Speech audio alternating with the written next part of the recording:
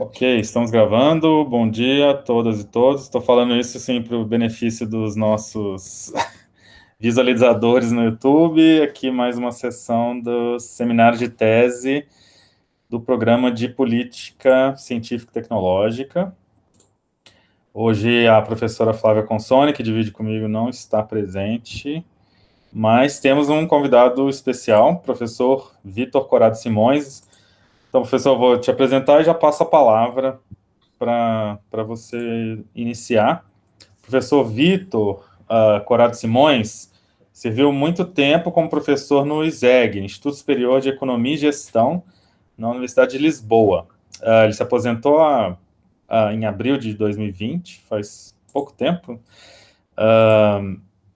Sua pesquisa cobre duas áreas principais: gestão internacional e gestão da inovação. Ele publicou em português e em periódicos internacionais.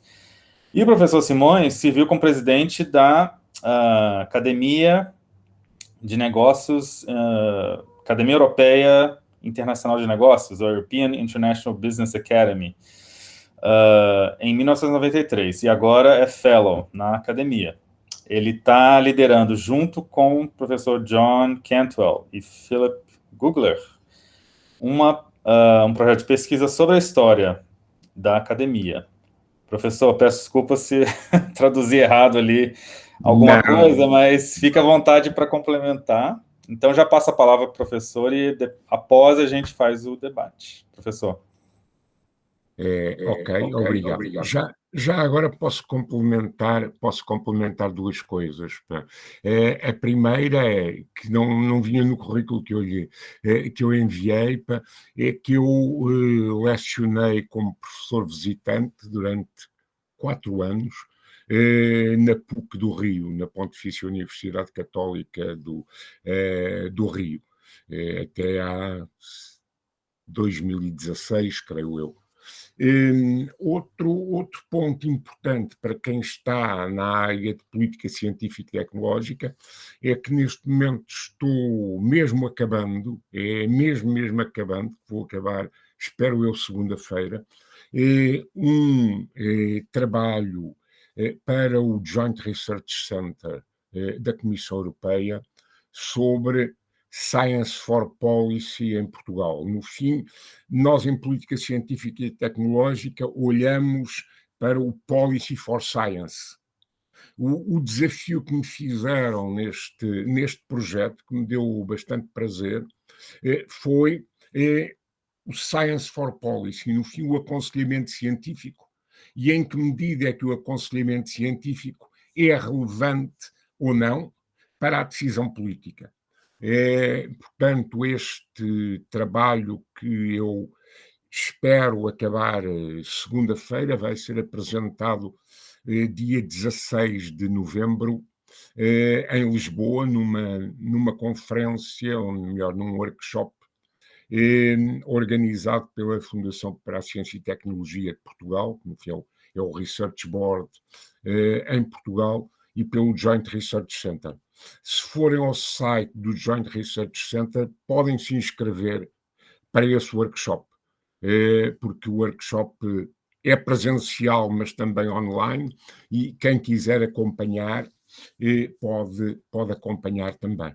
Já agora, acho que vinha a propósito. Bom, vamos então à minha apresentação.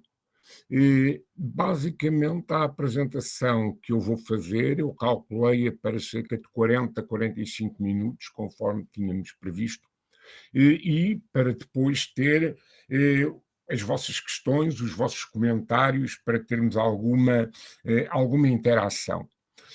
Fundamentalmente, eu vou falar sobre um tema relativamente ao qual tenho vindo a investigar nos últimos 3, 4 anos, que é sobre empresas platform companies. E a questão básica de investigação é em que medida é que a Covid-19, a pandemia, influenciou a utilização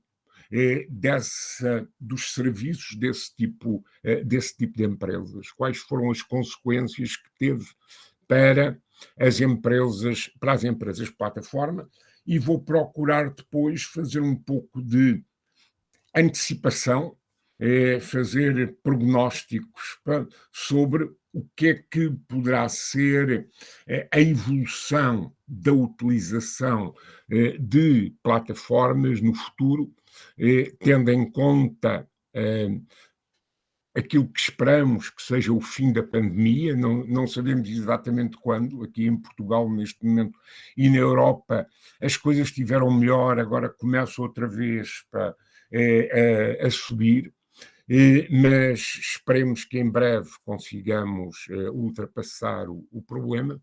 E, portanto, o que é que será a utilização das empresas plataforma no futuro, tendo em conta também o ambiente internacional em que elas estão a atuar e os desafios crescentes que são colocados a esse tipo de empresas, designadamente em termos de política de concorrência, quer a nível europeu, quer a nível americano, quer na própria China, com as decisões tomadas pelo governo chinês relativamente a algumas plataformas. Portanto, é esse o tema da apresentação. Se pelo meio da apresentação tiverem alguma questão, estão à vontade para as colocar. Se eu estiver a ser demasiado rápido, ou se houver alguma coisa que não compreendam, peçam-me para ir mais devagar, ok? Portanto, estou à vossa disposição para ir ajustando as coisas. Vou tentar, então, carregar a apresentação e começar a fazê-lo, ok? Até já, com licença.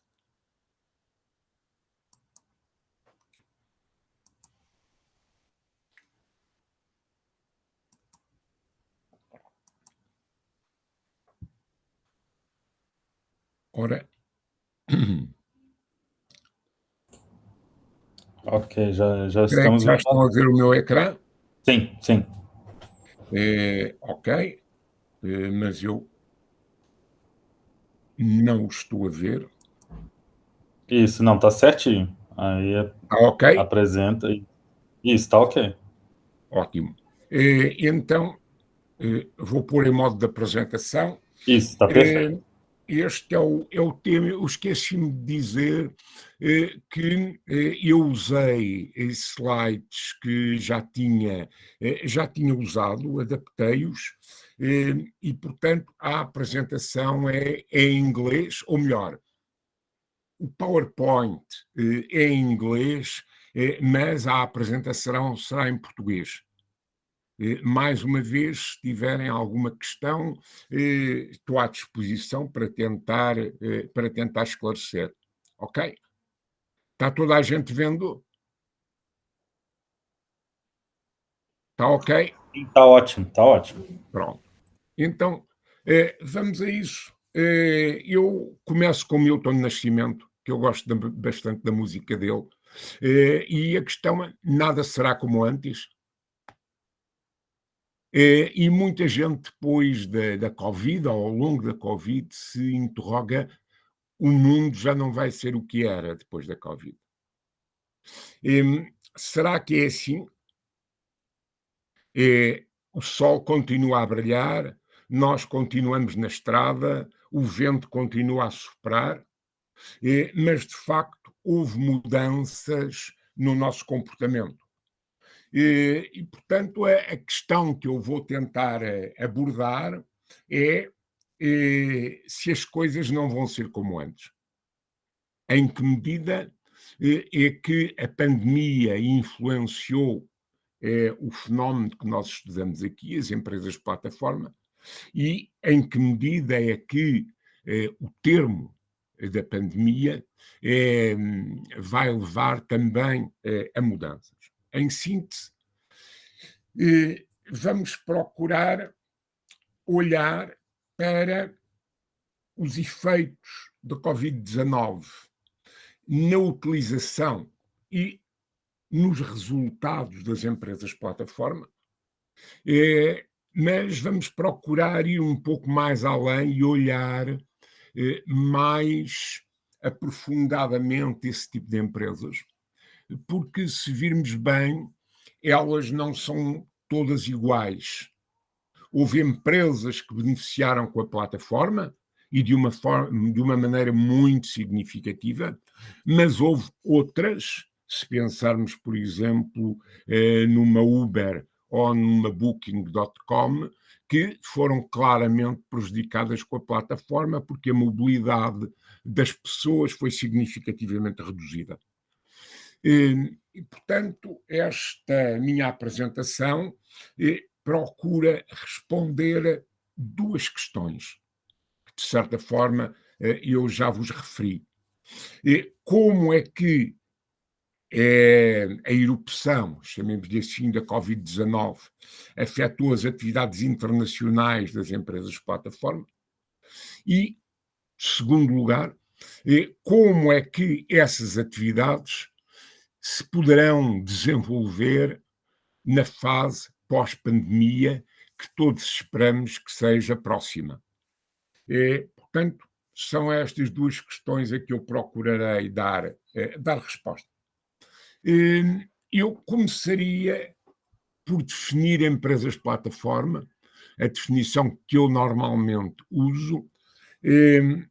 Para mim, empresas plataforma são empresas baseadas em modelos de negócio digital, e isto é essencial, porque já havia empresas plataforma antes do digital, mas aquilo que eu designo por empresas plataforma são empresas digitais que fornecem um espaço virtual através da internet, usando a cloud, para diferentes tipos de clientes interagirem.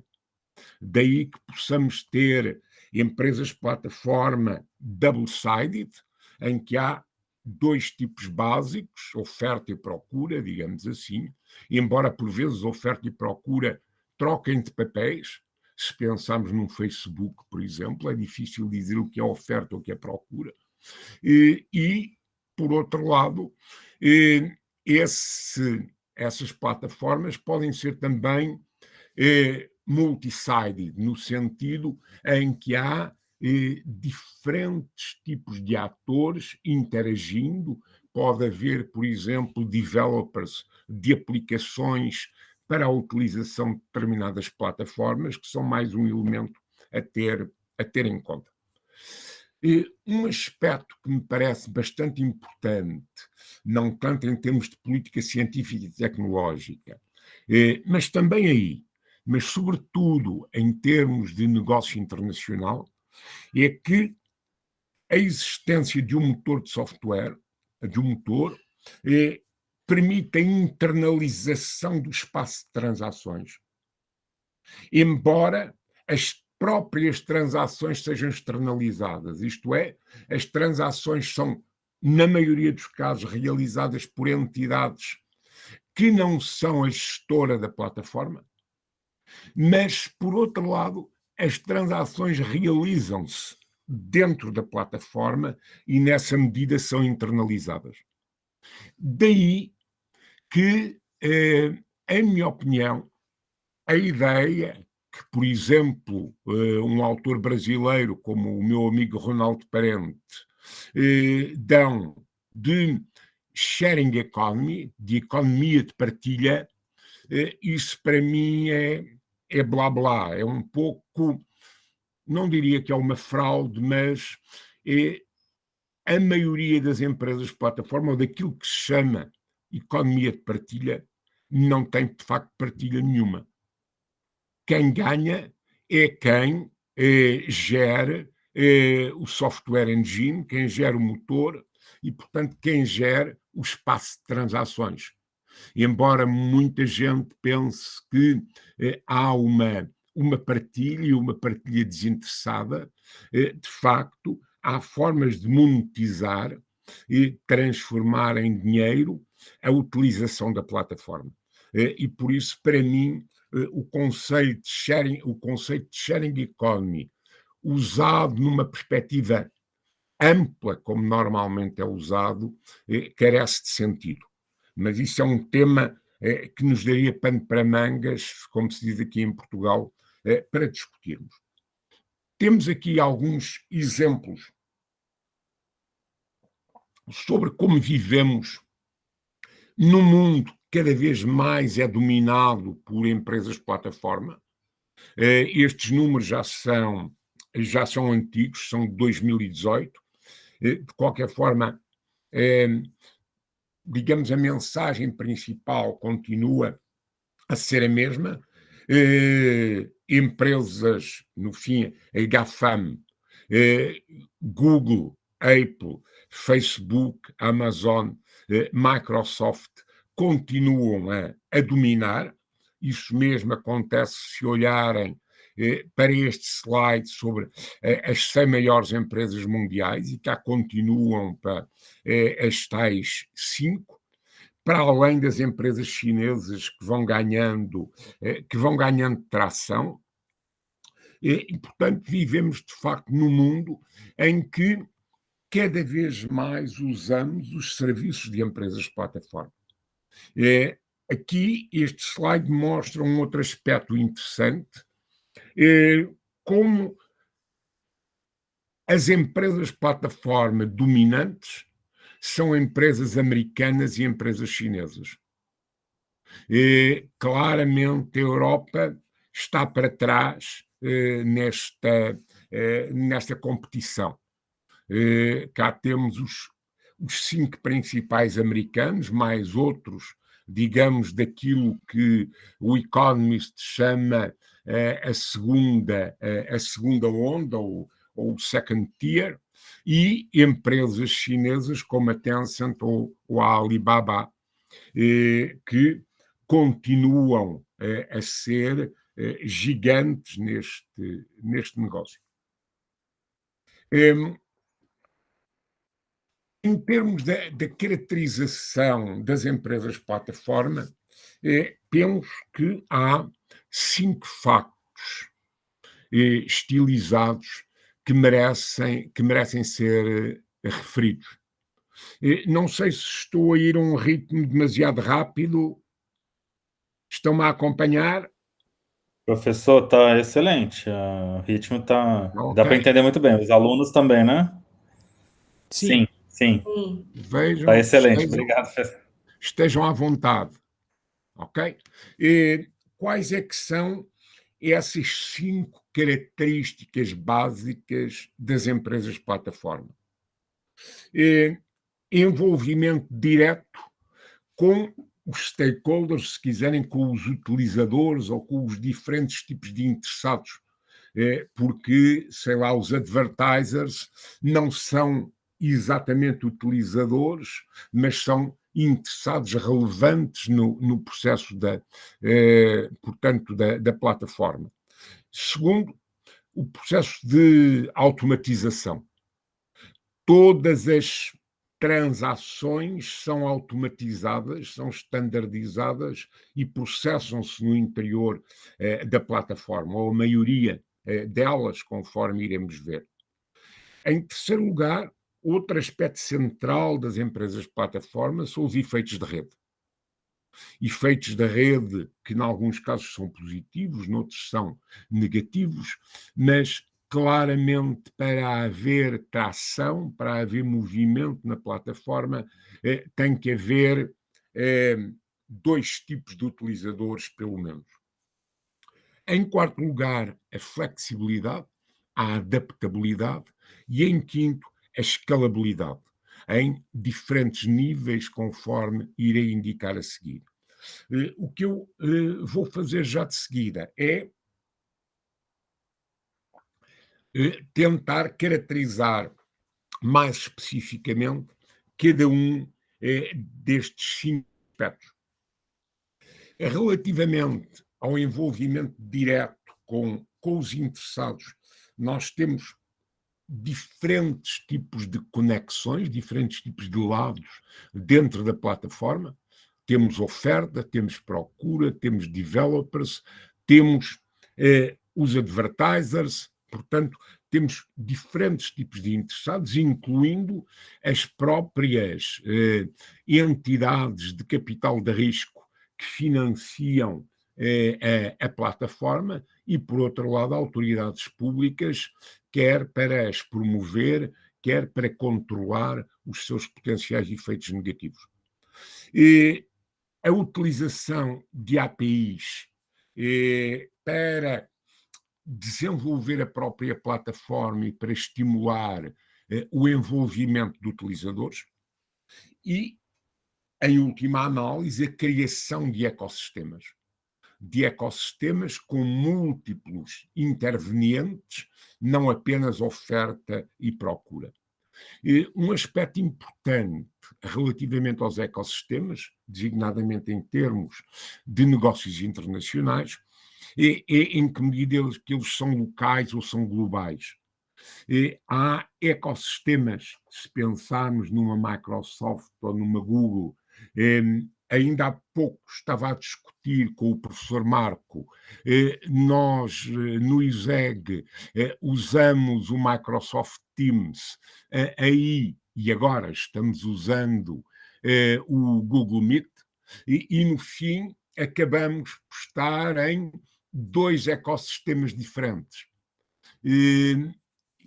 Nós, por vezes, conseguimos saltar de ecossistema para ecossistema, mas o objetivo básico das plataformas é criar uma lealdade à plataforma e, portanto, reduzir aquilo que se chama multi-homing, a utilização de múltiplas plataformas concorrentes.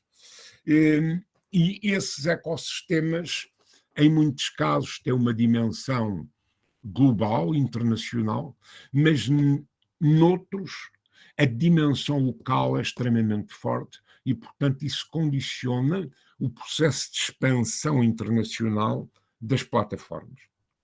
Segunda característica de que já falámos é a automação. E a automação tem um efeito duplo e, de certa forma, contraditório.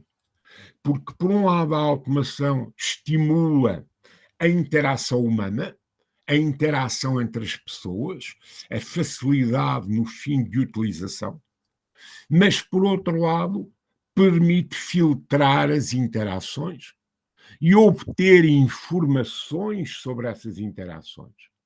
No fim, a Google sabe tudo aquilo que eu faço, sabe quase tudo aquilo que eu estou a pensar, porque eu uso normalmente o motor de busca da Google para ir buscar informação e eles acabam por saber o que é que eu estou a fazer, o que é que me preocupa, quais são as dúvidas que eu tenho.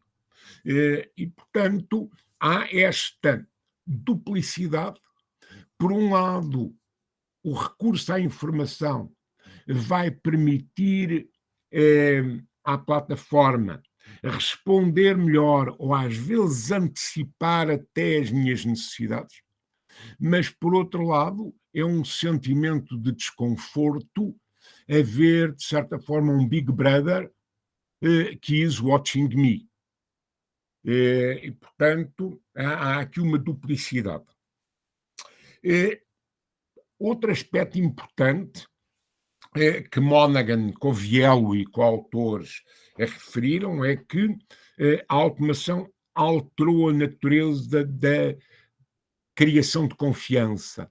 A criação de confiança é feita fundamentalmente pela atribuição de pontuações em função da utilização e isso dá-nos, digamos, um sentimento, por vezes ilusório, de confiança numa expectativa de comportamento futuro. Conforme eu refiro mais adiante, há, no entanto, formas de enviesar esses ratings e de enviesar a apresentação dos ratings que nós vemos. Finalmente, a automação é o que está na base daquilo que Yanziti e Lakhani chamaram AI Factory, portanto, a fábrica de inteligência artificial, porque ela permite obter montanhas de informação que pode ser explorada por parte da empresa plataforma. No fim, como já foi dito, os dados são o novo petróleo. Embora o petróleo esteja a preços incríveis, ao mesmo tempo que se discute na COP a eliminação dos combustíveis fósseis. É outra contradição dos nossos tempos, mas deixemos isso, que não faz parte do nosso tema aqui. No fim, esta AI Factory é a possibilidade de, usando Big Data e inteligência artificial, explorar a informação disponível. Isso, mais uma vez, leva a uma dualidade, conforme eu referi, a capacidade de responder melhor às necessidades dos utilizadores, mas, por outro lado, a existência de um certo controle sobre os utilizadores. Isso leva a que as empresas de plataforma, usando um termo de um livro interessante de um autor americano dos anos 60, a propósito da publicidade, ele chamava as empresas de publicidade os hidden persuaders, portanto, os persuasores escondidos. E as empresas de plataforma são, de facto, hidden persuaders, porque elas influenciam também os nossos comportamentos com os dados de que dispõem. Em terceiro lugar, efeitos de rede. E não basta para uma empresa plataforma gerar oferta se não houver procura. Oferta e procura têm que caminhar mais ou menos a par e passo. No fim, aquilo que Caio e Julian chamaram o chicken egg problem, portanto, o problema da galinha e do ovo, como nós dizemos em português de Portugal. E a criação de efeitos da rede rápidos é essencial para gerar tração e para a plataforma acabar por se impor. Uma questão que, de certa forma, eu já abordei rapidamente é em que medida é que esses efeitos de rede são condicionados pela localização ou não. E aqui há claramente duas linhas, não diria completamente antagónicas, mas em larga medida divergentes, entre os que defendem que com o desenvolvimento das empresas de plataforma, os efeitos da rede são cada vez mais globais, e, por outro lado, aqueles nos quais eu me incluo, que sustentam que esses efeitos da rede são fortemente condicionados pela localização. E, de certo modo, o que nós temos visto nos últimos 2 anos, 3 anos, com as ações, por exemplo, do governo chinês para manter as plataformas chinesas na órbita da China e para impedir que elas acedam ao mercado de capitais ocidental e designadamente nos Estados Unidos, tem de facto sugerido que cada vez mais o peso do local e o peso das políticas nacionais pode ser relevante. Esse era outro tema que nos levaria longe e que poderia dar o tema de uma palestra única. Em quarto lugar, flexibilidade. A flexibilidade das plataformas pode apresentar-se em 4 dimensões. Flexibilidade em termos tecnológicos, utilização de arquiteturas modulares que permitem depois diferentes encaixes e permitem co-criação de soluções e de ofertas complementares. Flexibilidade em termos de ativos físicos, porque, como dizia o Ronaldo Parente, as plataformas são a satellite, portanto, têm poucas exigências em ativos fixos e, consequentemente, os investimentos necessários para além do desenvolvimento do motor de busca, mas os investimentos necessários para expandir a plataforma internacionalmente são relativamente reduzidos. Há uma flexibilidade cognitiva em termos de experimentação e de aprendizagem com a experiência de outros, como referiram Monaghan e Tipman num artigo muito interessante publicado no Journal of International Business. E, finalmente, em termos de áreas de negócio, o passar de uns negócios para outros. Podemos pensar na Uber, passando do transporte de pessoas para o transporte de alimentação, por exemplo. E, no caso da Amazon, as múltiplas áreas em que a Amazon vai entrando a partir do seu núcleo central. Finalmente, em termos de escalabilidade tecnológica, escalabilidade em termos de negócios, sobre a qual já falámos, e escalabilidade em termos internacionais, sobre a qual também já nos referimos. Portanto, isto leva-nos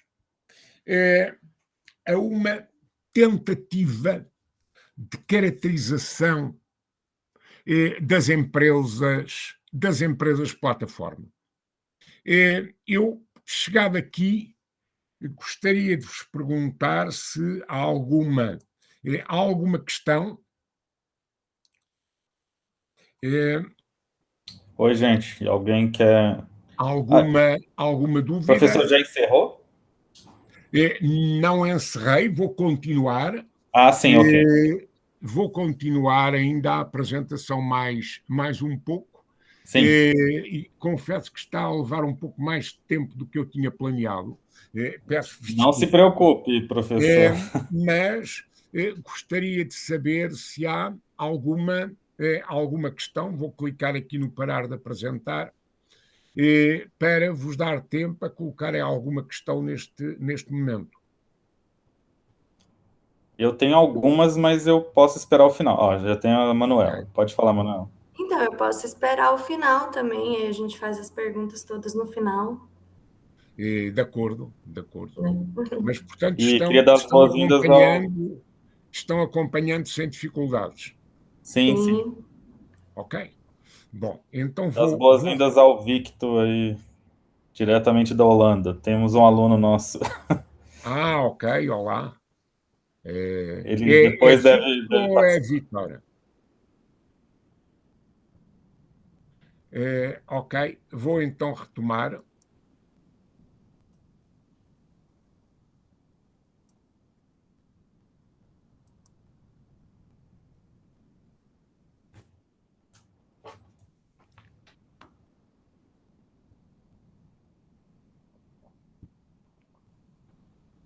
Estão vendo? Sim. Ok. Bom, este quadro que aqui está vai-nos ser fundamental para o que vem. Professor, se puder colocar no modo apresentação. Ótimo. Certo, esqueci-me. Obrigado. Isso, perfeito. Vai-nos ser fundamental para aquilo que vem a seguir. Eu desenvolvi esta tipologia com um ex-aluno meu, com o Tiago Miranda, e, fundamentalmente, o que nós identificámos foi 5 tipos de modelos de negócio plataforma, em função da localização das interações e do modelo de negócio.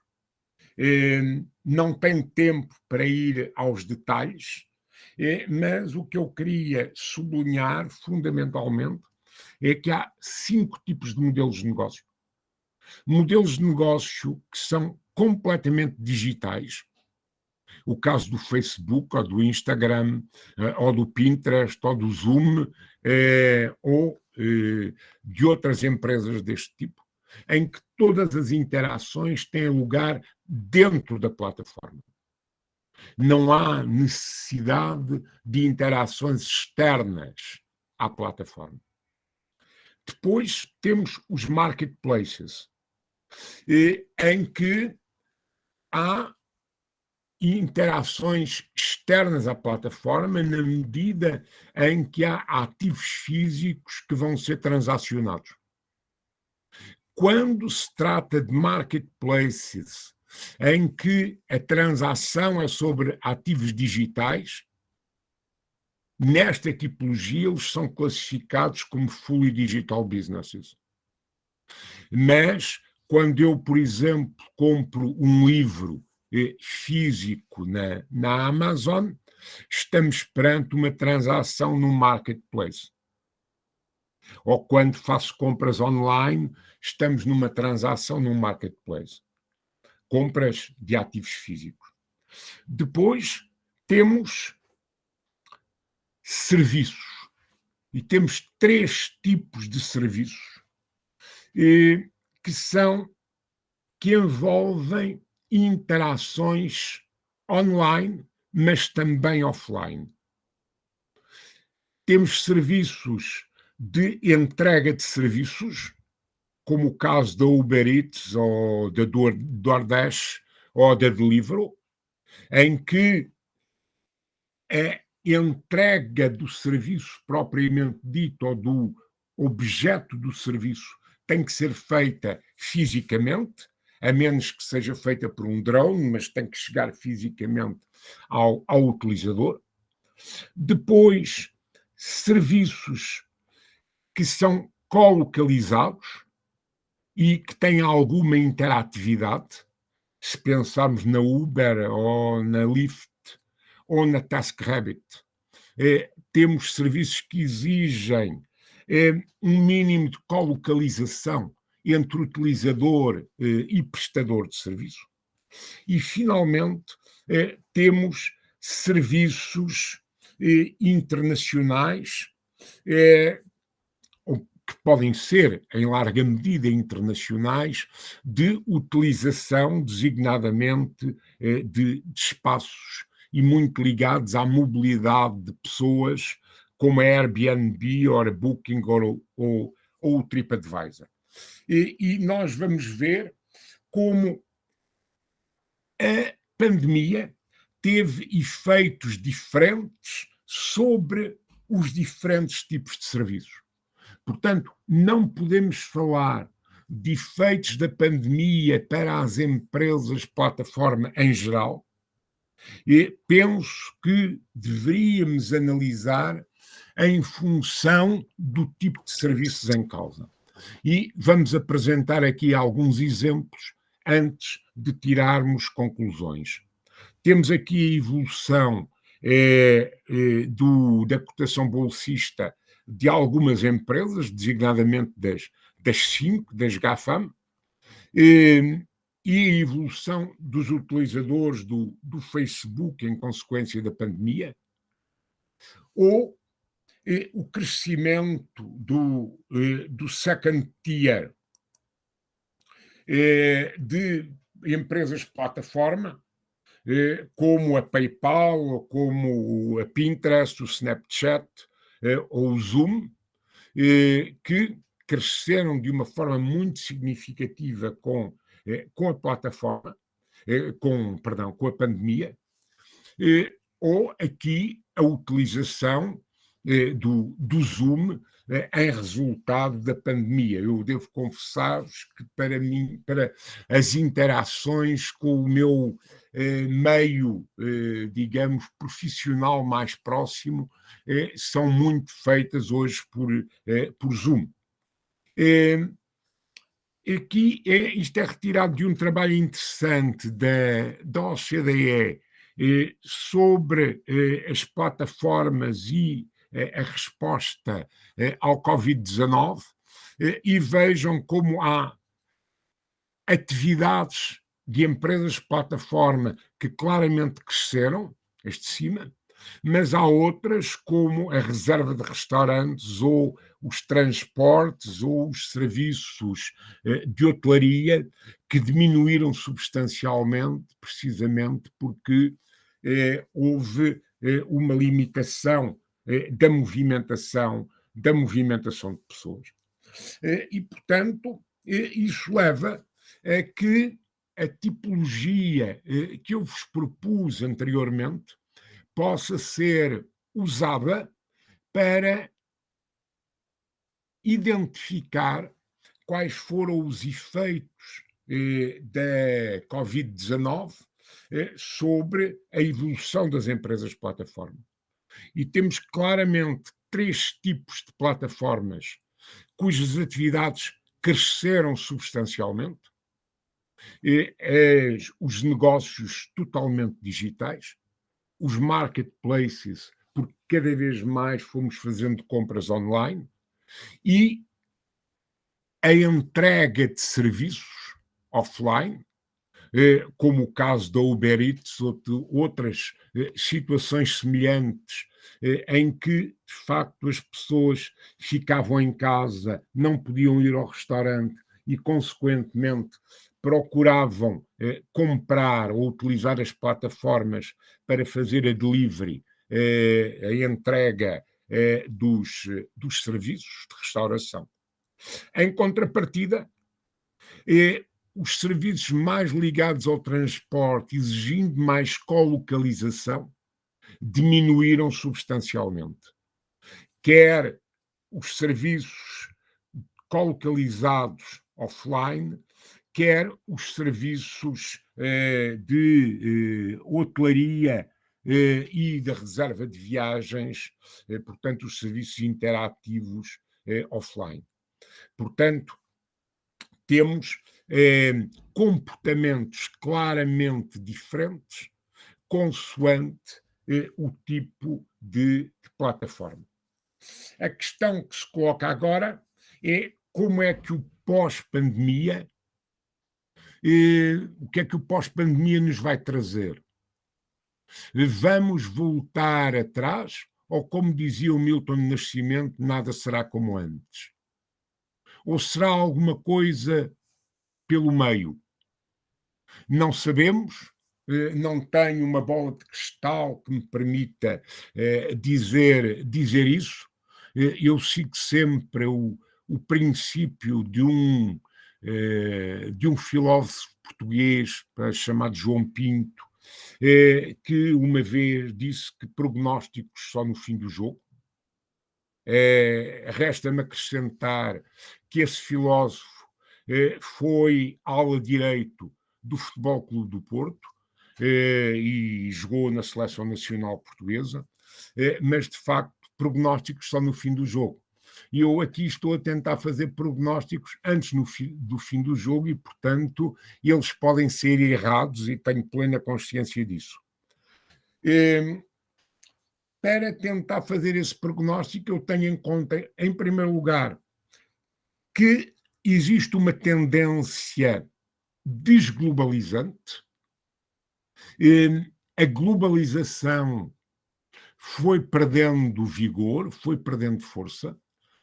Também aqui há um debate entre se a globalização voltará a ser o que era ou não voltará a ser o que era.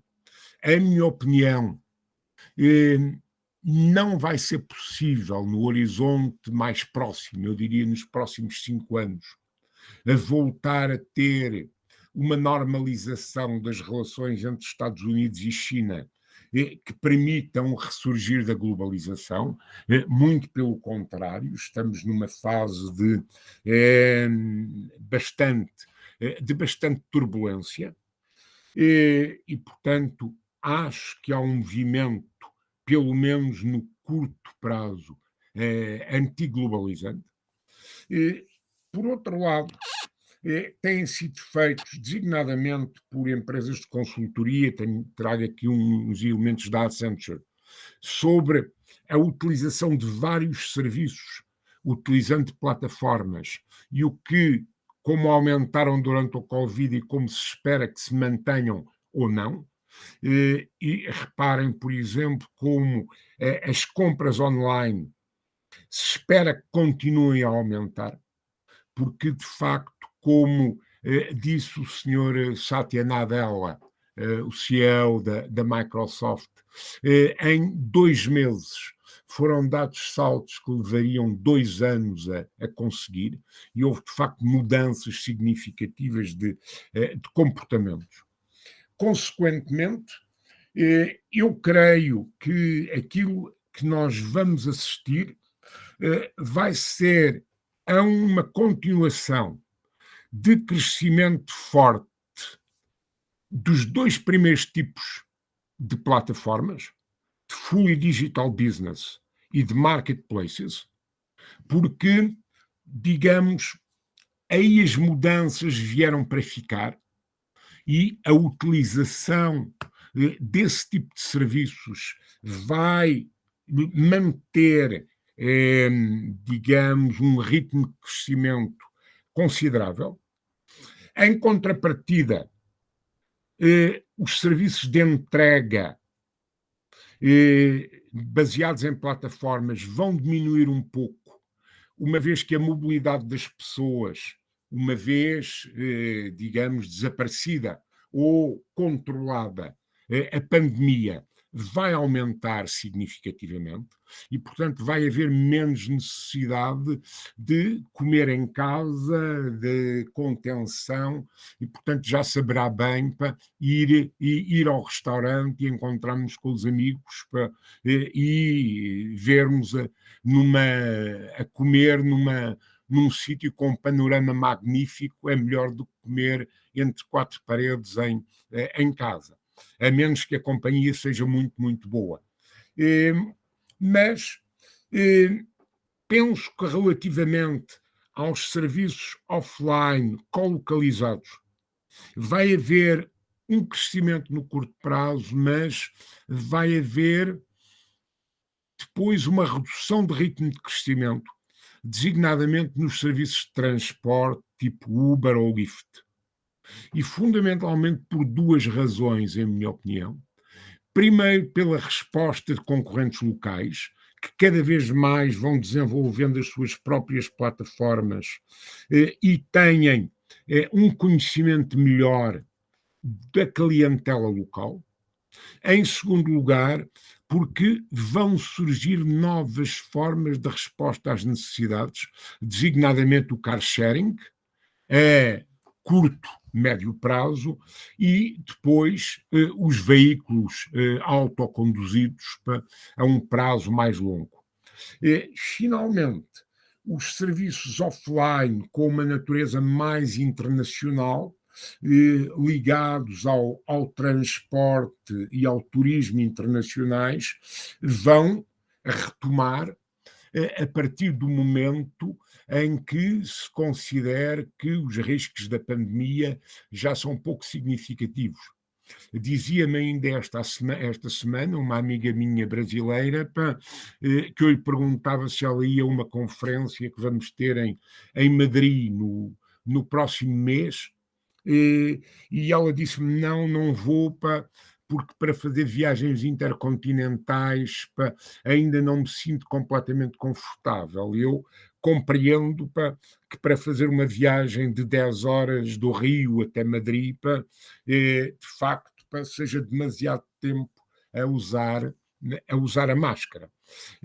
Por outro lado, há uma outra restrição, é que o custo desses serviços vai aumentar, e está a aumentar até por causa da transação energética.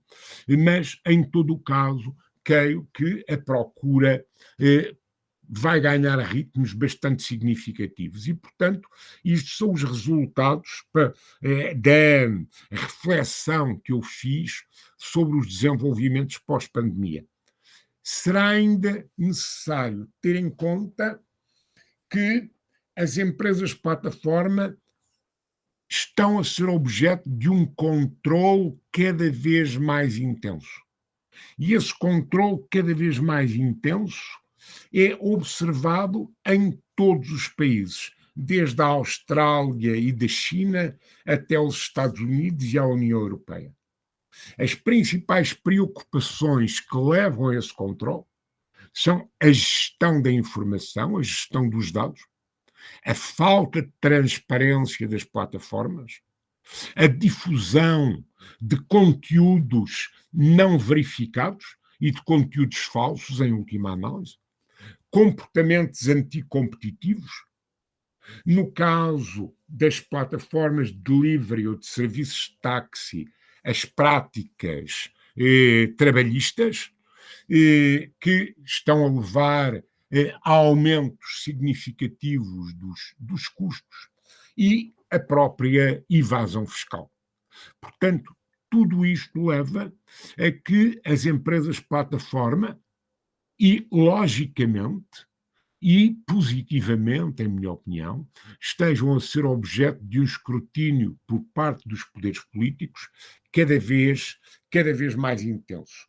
Isso verifica-se na Europa, em que elas são apelidadas de gatekeepers, porque de facto elas controlam as interações entre os utilizadores, e isso confere-lhes um poder enorme, mas também nos Estados Unidos, designadamente a partir deste relatório no Congresso, ou melhor, na Câmara de Representantes, sobre a concorrência em mercados digitais, e isto levou a que o novo presidente, ou melhor, a nova presidente da Federal Trade Commission dos Estados Unidos, a senhora Lina Khan, seja uma crítica acérrima das empresas plataforma, levou à decisão recente, há uma semana e pouco, do G20, de uma taxa mínima de 15% sobre os lucros globais das multinacionais, e claramente as multinacionais visadas eram fundamentalmente as empresas plataforma, porque elas são a satellite e podem movimentar-se muito mais facilmente internacionalmente, e problemas nos próprios ecossistemas das empresas plataforma. Portanto, tem aqui um excerto de um texto da Lina Khan, da presidente da Federal Trade Commission americana, sobre a Amazon, por exemplo, e, portanto, este tema é um tema que vai ser cada vez mais importante em três dimensões: em termos de concorrência, em termos de inovação e desenvolvimento tecnológico, em termos de negócio internacional. Isto dar-nos-ia para mais outras 3 ou 4 palestras sobre cada um desses temas, mas não tenho tempo. E, portanto, fico-me por aqui. Agradeço a vossa atenção, a vossa paciência em escutar-me, e estou à disposição para as questões que queiram colocar. Muito obrigado. Professor, muitíssimo obrigado pela fala. Tem muitos e muitos temas aqui. Mas extremamente importante, interessante. Eu vou passar, então, para o debate. Eu tenho algumas dúvidas, mas eu vou deixar você... A Manuela tinha levantado a mão antes, né? Quem quiser, por favor, levantem a mão. Temos Marina já. Levantem a mão que a gente segue a fila lá, ok? Manuela. Bom, então, a minha pergunta é mais assim para debater mesmo, não é uma pergunta específica, mas é sobre a definição do escopo dessas empresas, dessas plataformas, né? Boundaries, né? Os limites ali dessas plataformas. Então, se elas são empresas asset light, né? Ou asset less, ou seja, elas ativos mínimos ali, né? Elas não possuem muitas ações ali, posse das ações das empresas. Como que a gente define as atividades que devem ser mantidas internamente. Como que seria essa definição, assim, das atividades que devem ser mantidas dentro da empresa? Porque, por exemplo, algumas atividades que a gente considera como essenciais, né, na maior parte dessas empresas são mantidas externamente, né? Tipo, a Uber, por exemplo, é uma empresa de transporte, mas as atividades de transporte são atividades terceirizadas. Então, seria mais nesse sentido, assim. E muito obrigada pela palestra, foi. Ok, obrigado. É uma questão bastante pertinente. Nós temos, de algum modo, empresas plataforma que são concebidas desde o início como empresas plataforma e, consequentemente, essa questão é resolvida desde o início, uma vez que elas o que detêm são o motor de busca e a automatização, a automação do processo e a tentativa de desenvolvimento de ecossistemas, não participam nas transações, embora as controlem. Depois temos outro tipo de empresas que, de certa forma, isso aconteceu com a Amazon nos seus princípios, que começam como, digamos, lojas físicas e depois gradualmente se transformam em plataformas virtuais. E, nesses casos, como o de uma Apple ou como o caso de uma Amazon, há, digamos assim, uma coexistência entre a própria empresa como participante em transações e entidades externas participantes em transações.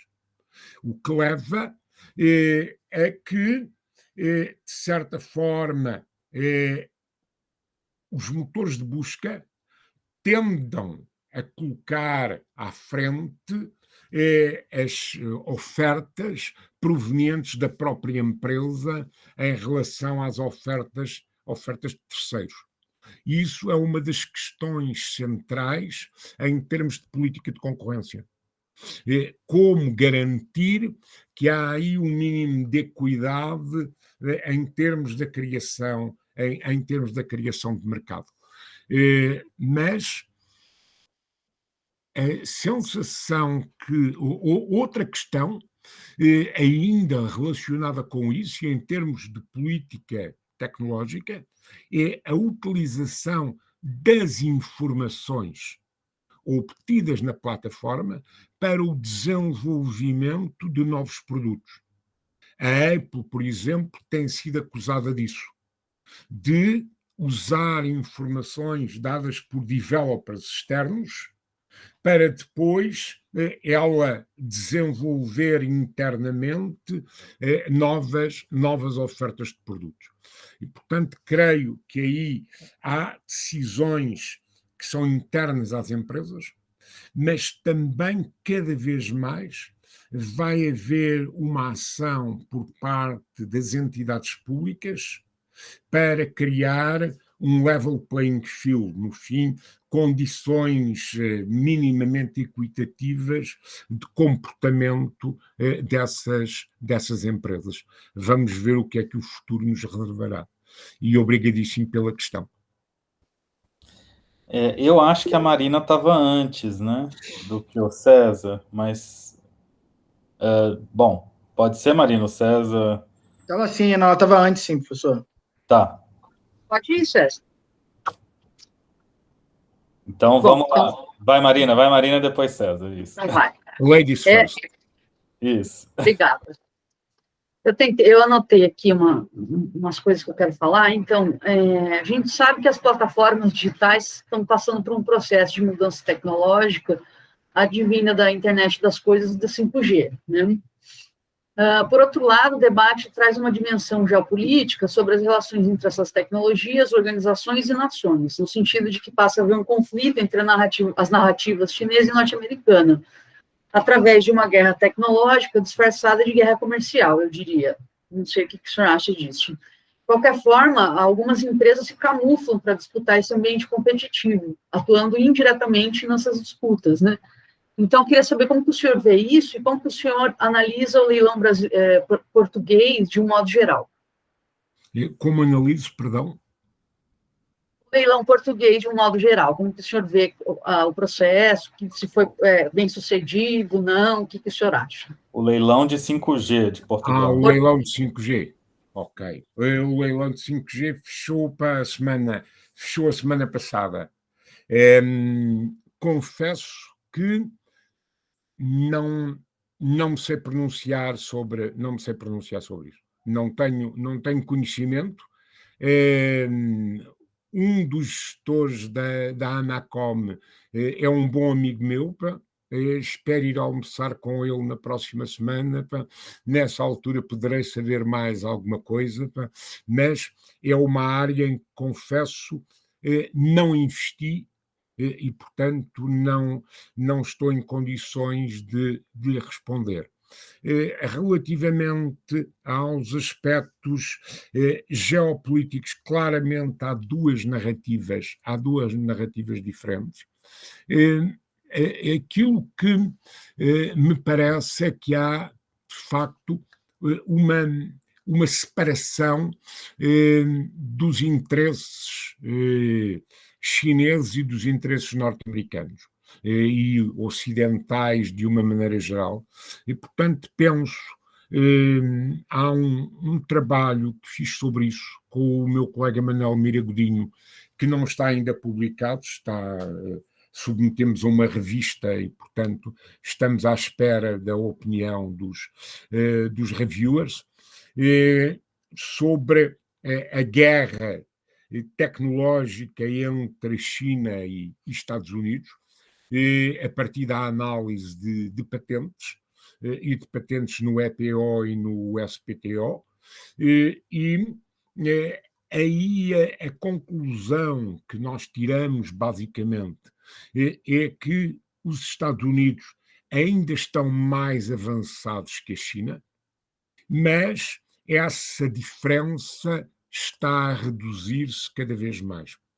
E isso leva-me à interpretação de que a China, neste momento, já se sente perfeitamente confiante para avançar sozinha. E, por outro lado, com a ideia da Rota da Seda, eles têm um espaço também de crescimento na Ásia, onde há imenso por fazer, e, consequentemente, a separação relativamente ao Ocidente parece-me neste momento ser um objetivo da parte deles para a obtenção de liderança mundial, porque em última análise é isso que está em causa no choque entre Estados Unidos e a China, é a liderança mundial.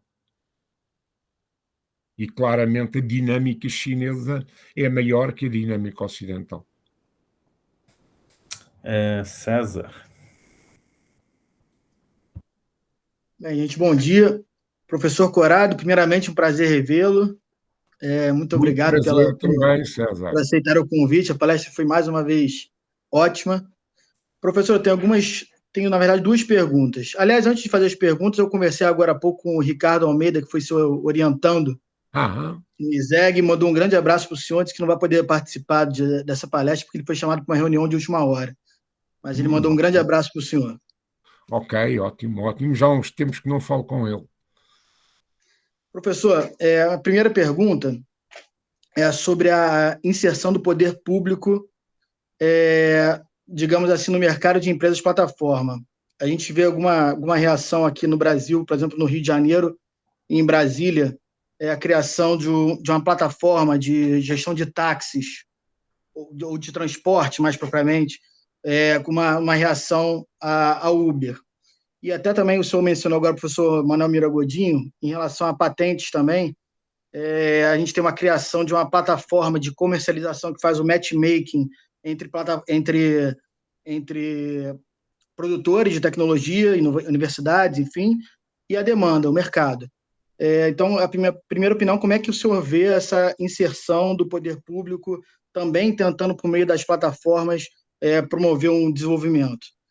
E a segunda pergunta, professor, a gente está vivendo aqui no Brasil e também nos Estados Unidos, durante essa pandemia, a questão que se relaciona ao controle, que o senhor havia falado até como gatekeepers, né?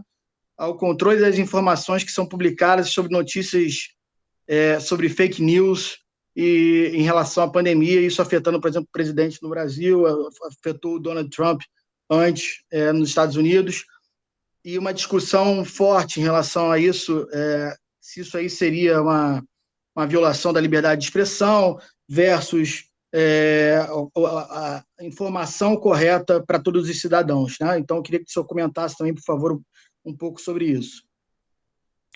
Ok. Obrigado. São duas questões bem pertinentes. É um prazer reencontrar o César, já há uns tempos que não o via. Vou procurar responder às duas questões. Relativamente à primeira, eu compreendo essas iniciativas. Penso que devem ser promovidas iniciativas para a criação de plataformas concorrentes, portanto, estimular a concorrência. Agora, não sei, tenho muitas dúvidas se o setor público se deve envolver nisso.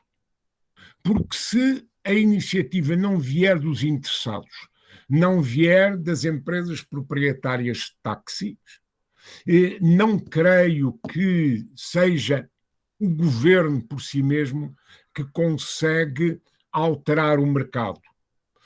Ou que se o comportamento irá ser superior àquele decorrente da participação dos interessados. Eu vejo muito mais a intervenção pública em termos de definição de regras do jogo, de controle de abusos, do que propriamente no estímulo da criação de plataformas para entrarem na concorrência, digamos, normal.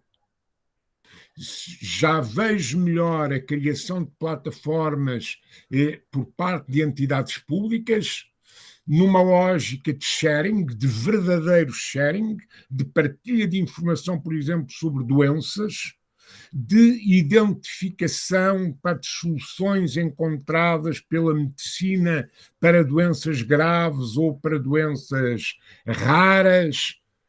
Aí já vejo. Para as plataformas de táxis, acho que isso terá que ser feito pelas próprias empresas de táxis e pelos poderes públicos, definindo as regras de comportamento. Relativamente à segunda questão, recordo-me lá, César, desculpe lá, que eu acabei por... O senhor havia mencionado sobre o papel dos gatekeepers, né? Que seria uma das críticas feitas na atualidade, e eu mencionei a questão recente que a gente está... E da informação, certo.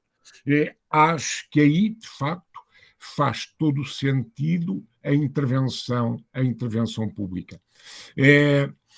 Poder-se-á dizer, é uma intervenção em algo que vai reduzir a liberdade. Mas a liberdade de informação está associada também à veracidade dessa informação. E, portanto, deve haver formas de, digamos, controlar, ou, melhor, de sancionar ex post controles abusivos. Porque se digamos, essas ações abusivas forem sancionadas ex post, vai haver certamente forma de as empresas plataforma serem mais cuidadosas e procurarem evitar essas situações, embora parte do seu negócio seja também o estímulo da fricção e de algum conflito, porque isso é que leva as pessoas a irem aceder a essas plataformas e certas notícias ou vídeos tornarem-se virais. Mas creio que aí deve haver uma intervenção dos poderes públicos para garantir algumas formas de controle. Não sei se indo até à situação da Austrália, em que impuseram uma espécie de imposto sobre empresas plataforma para financiar os jornais tradicionais, portanto, para financiar a imprensa tradicional, porque aí o papel de gatekeeper é feito pelo jornal e é feito pelos jornalistas e assumem a responsabilidade por isso. Portanto, é diferente do caso das plataformas, mas não sei se deve ir exatamente nesse sentido, se será uma outra forma de atuação ex post em casos meramente, especialmente abusivos, em que não haja um mínimo de atenção ao bem comum, digamos assim. Embora a própria definição de bem comum não seja nada fácil, porque para diferentes grupos da sociedade, o que é bem e o que é mau não é exatamente o mesmo. Okay? Obrigado. Eu queria depois voltar a essa questão dos gatekeepers, mas o Juliano tinha uma pergunta também. Oi, tá sem som, Juliano.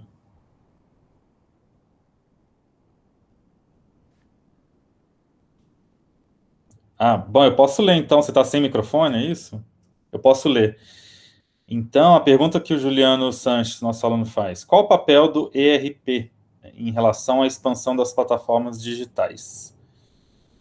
ERP sendo... Eu perdi alguma coisa aí.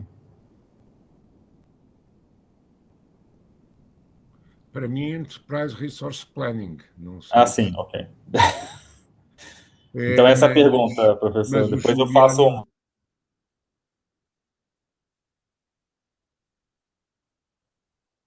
Não sei se é nesse sentido.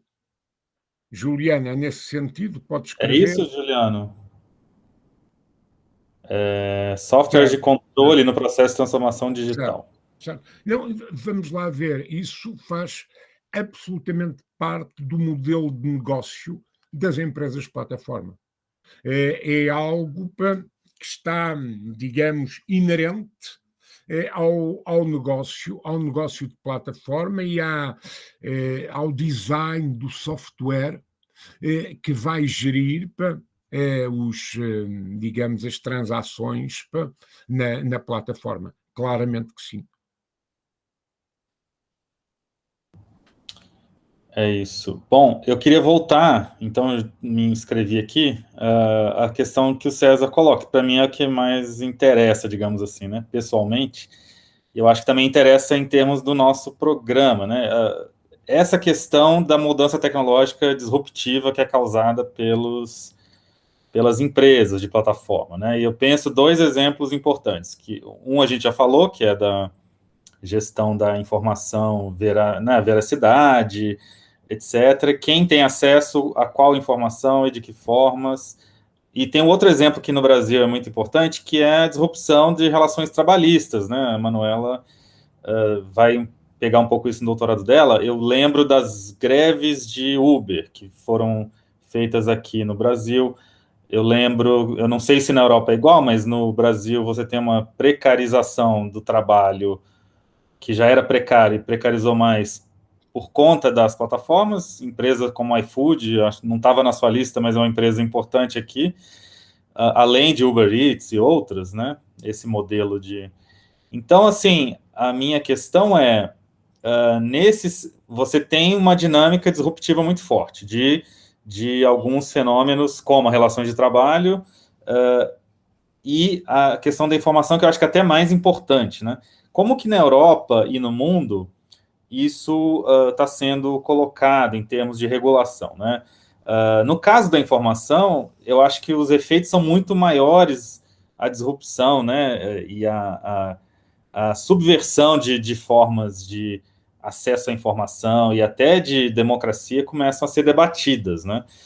No Brasil, de novo, como a gente já era um país precário em termos de democracia, ficou precarizada a nossa democracia, assim como relações de trabalho. Como que isso está sendo discutido na Europa? Eu acho esse modelo australiano ruim, mas como que isso está sendo discutido, né, em termos de regulação, papel do poder público para garantir o bem público, né? O papel que democracias têm frente a essas tecnologias e a mudança que elas colocam, que elas fomentam, né, ou condicionam. Como que o senhor vê isso para esses casos? Mas eu tenho mais interesse até na questão dos gatekeepers da informação, né?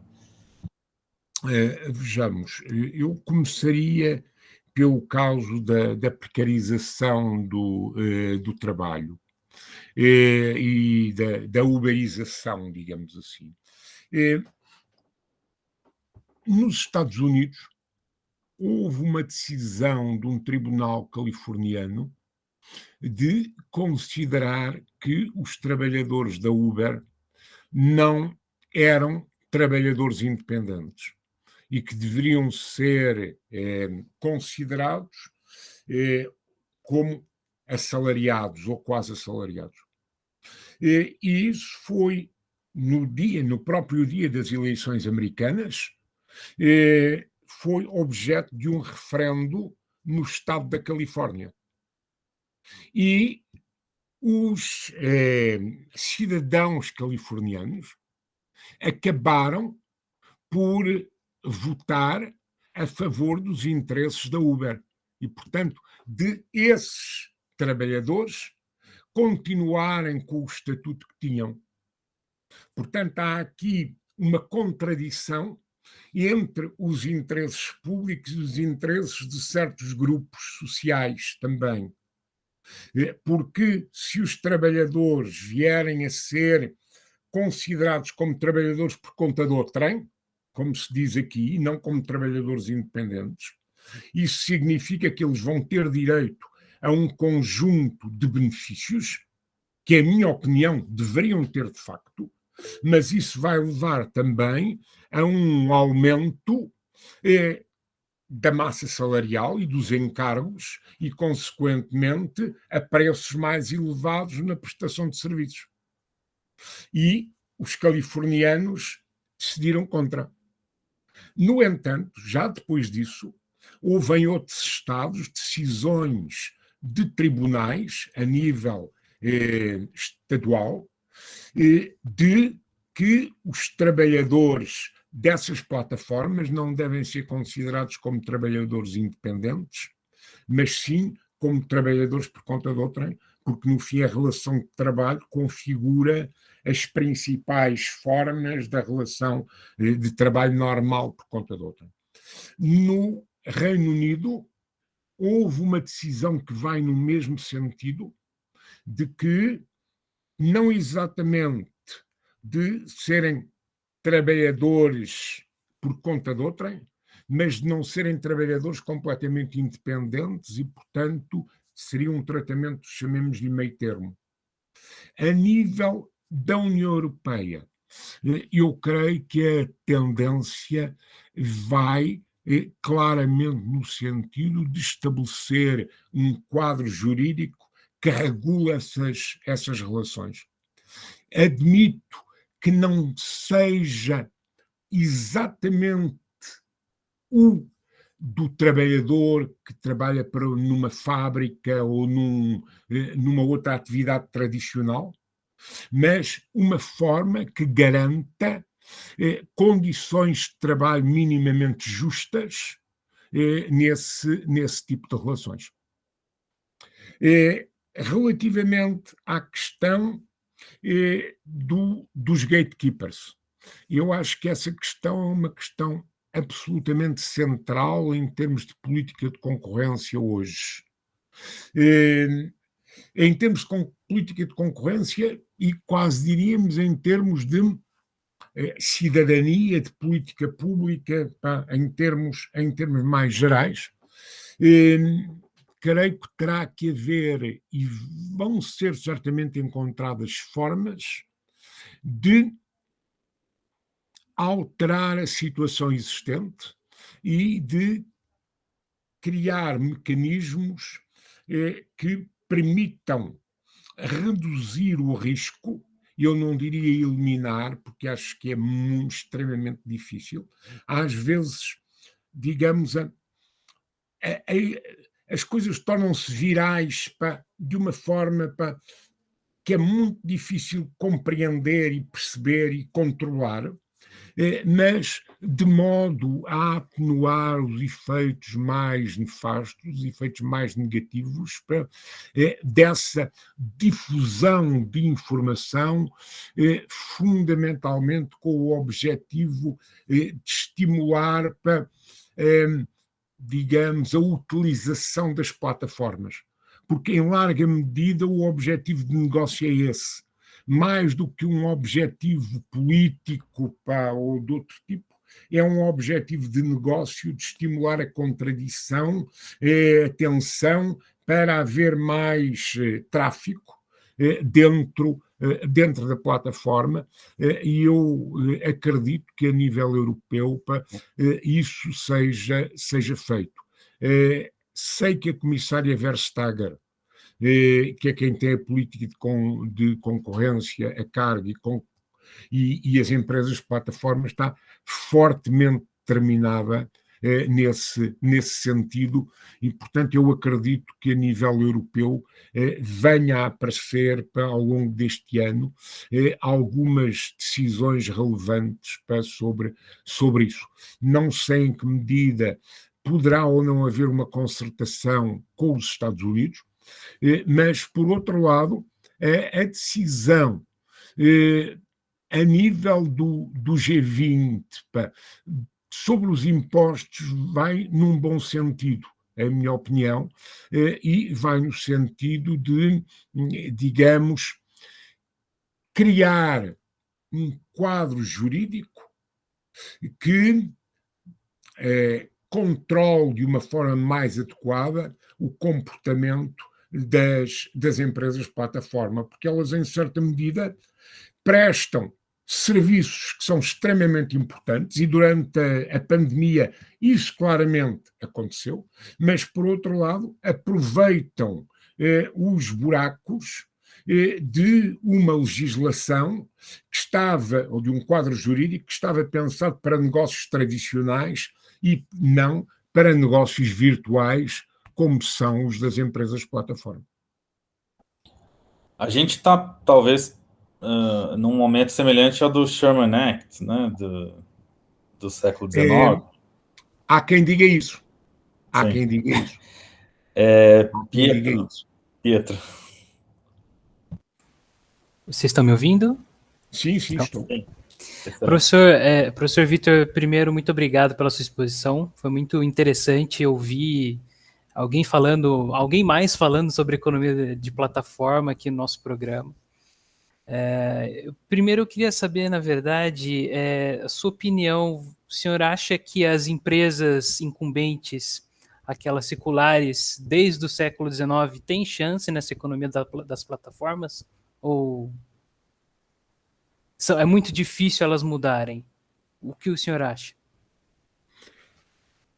É difícil as empresas mudarem, mas há empresas e empresas. Portanto, nós estamos num mundo em que a capacidade de utilização da informação é absolutamente central. E, portanto, se as empresas continuarem a fazer o que sempre fizeram, então estão condenadas. mas vai haver empresas que conseguem, de alguma forma, transformar-se. E esse é um dos grandes desafios da gestão, precisamente. É as empresas adaptarem-se a novos tempos. Creio que o desafio é esse. O livro de Anziti Lakhani sobre aquilo que eles chamam a AI Factory, portanto, e a gestão de dados, é extremamente interessante a dar pistas para a transformação de empresas tradicionais. Isso seria para estar, digamos, se esse é um dos seus temas de investigação e de preocupação, creio que será um livro interessante a ler.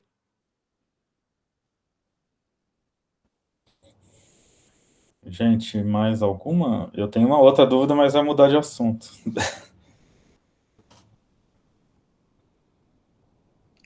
Bom, Pietro, vai. Sim, só obrigado.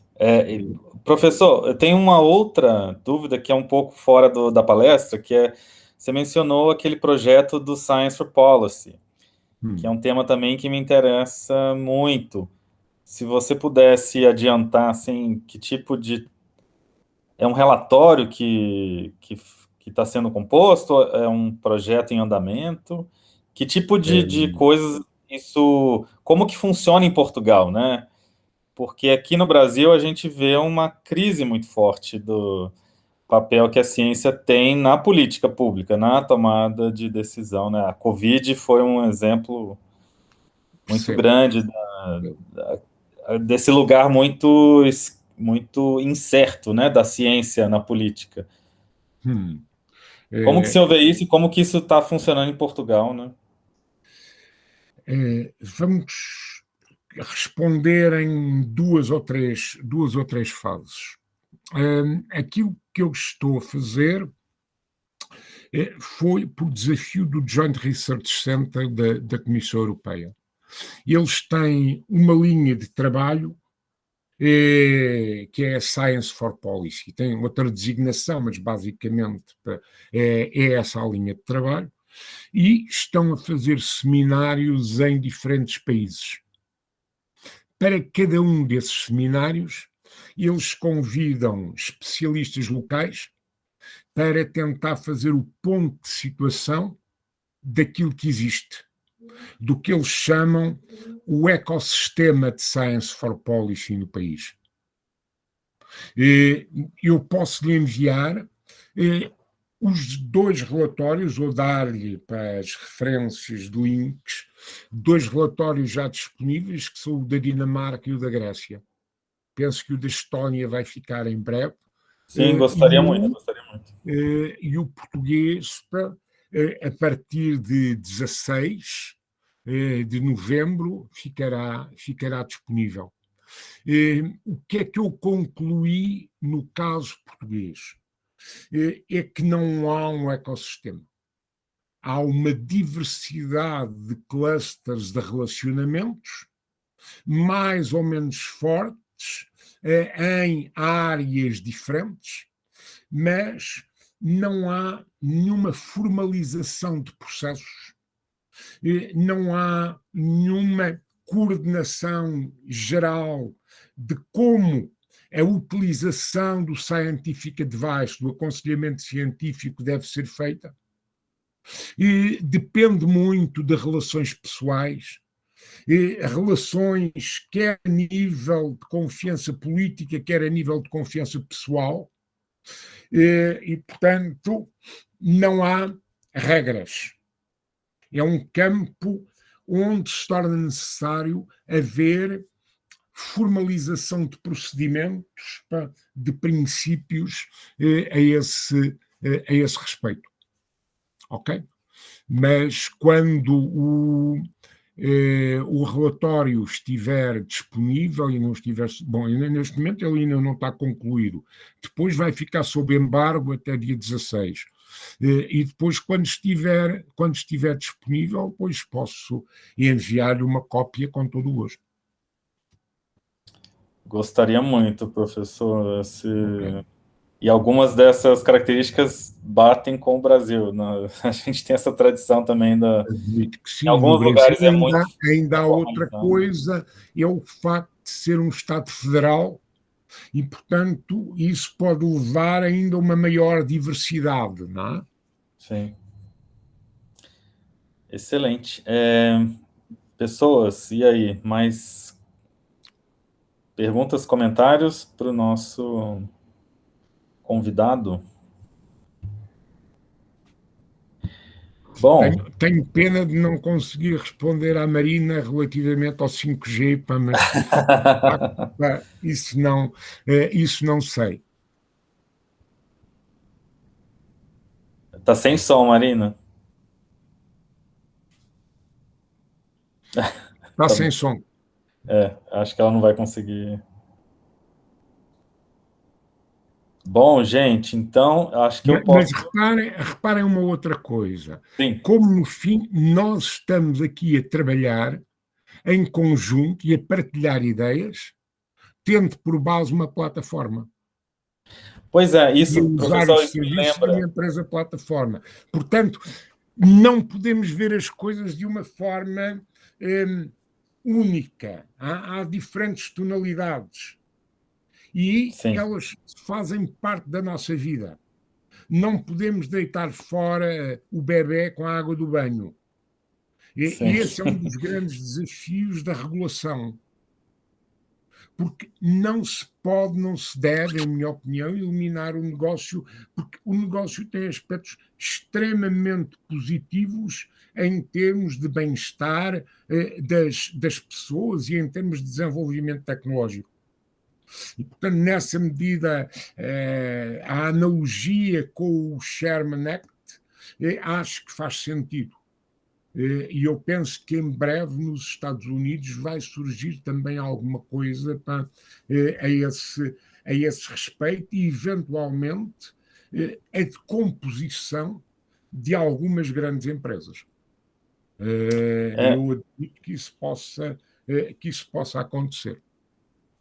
Professor, isso me lembra um último comentário que eu estava querendo fazer, que era sobre globalização. Então, como você falou, aqui a gente descobriu esse espaço de interação por conta da pandemia. Não que ele não existisse, mas agora ele virou parte do nosso cotidiano. Certo. E, por um lado, a circulação de bens físicos foi interrompida em alguns lugares, né, cadeias produtivas, de distribuição. Por outro lado, outras circulações aumentaram muito. E essa aula é um exemplo disso. Então, até que ponto, né, a globalização também mudou de caráter e vai ser no pós-pandemia, né, uma última provocação, né? Que globalização é essa que a gente vai ver no pós-pandemia? É uma excelente questão. Isso faz-me lembrar uma discussão ongoing que eu tenho com o meu amigo John Cantwell, em que eu argumento que há uma separação Estados Unidos-China e essa separação vai continuar nos próximos anos. E ele argumenta, não estou digamos, a quebrar confidencialidade nenhuma, que a intensidade da comunicação entre comunidades epistémicas pelo mundo permanece e até de certa forma tem aumentado. E, portanto, ele ensina na Universidade de Rutgers, em Nova Iorque, diz-me que todas as semanas tem pelo menos uma nova candidatura para um doutorado proveniente da China. E ele diz-me que, no fim, em termos de partilha de conhecimento entre comunidades científicas a nível internacional, ela se vai manter. Mas eu não sou tão otimista, confesso, porque havendo uma ação no sentido de um decoupling, de uma separação das próprias plataformas, em que as plataformas ocidentais, hoje quase nenhuma já atua na China, e por outro lado as plataformas chinesas viram a sua possibilidade de expansão reduzida no Ocidente. Se não houver plataformas que permitam essa interação, e só podem ser plataformas que funcionem num lado e no outro do mundo, então vamos ter uma separação de facto. E isso acho que é um problema muito sério. Acho que é um problema muito sério e, em última análise, é um problema político e de política científica. Em que medida é que a política a política dura, vai pôr em causa a manutenção de laços de partilha de conhecimento entre comunidades científicas localizadas em diferentes países e, designadamente, localizadas no Ocidente versus China. Acho que esse é um problema muito sério que se coloca de facto. E eu, pessoalmente, estou pessimista relativamente a isso, porque me parece que da parte chinesa há uma preocupação de se tornarem o líder em termos mundiais. Penso que esse é o objetivo da China. Pode ser apenas uma fase de transição, pode ser uma ideia do Sr. Xi Jinping para dar um novo elan, um elan mais forte ao desenvolvimento da tecnologia na própria China, mas pode ter consequências negativas em termos mundiais, mas acho que aí tem que haver bom senso das várias partes envolvidas. De algum modo, a decisão do G20 sobre a imposição fiscal sugere que pode haver temas relativamente aos quais é possível consenso.